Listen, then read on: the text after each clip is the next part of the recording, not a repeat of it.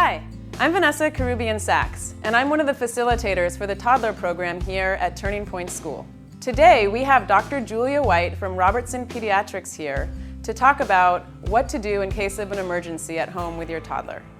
Bites. There's dog bites, there's bites from other kids. If that happens, what do you do? So we get this call all the time. So if it is a dog or a cat bite, it depends on what kind of a bite it is. If it is a puncture bite, meaning that the teeth actually sink down into the skin, that actually has a much higher risk for infection. That's something that's just a very small scratch across the skin.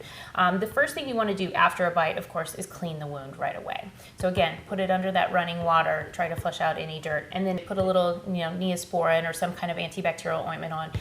If it is a puncture wound, this is something that has a high risk for infection. So your pediatrician will probably recommend that the child be on antibiotics to prevent infection. So again, in either situation, I would see your pediatrician, but the first thing you want to do right away is wash the wound.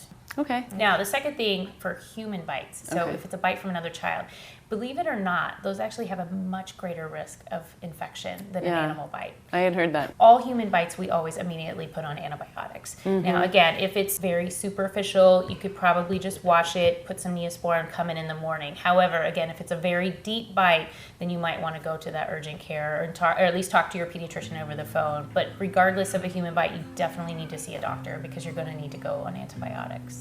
Wow, okay. Hopefully you found that information useful.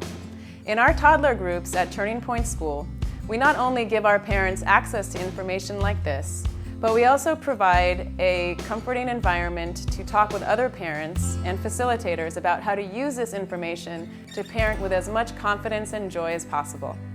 We'd love to see you in one of our groups. For more information, please visit Turning Point's website or email toddlerprogram@turningpointschool.org and someone will get back to you right away. Thanks so much.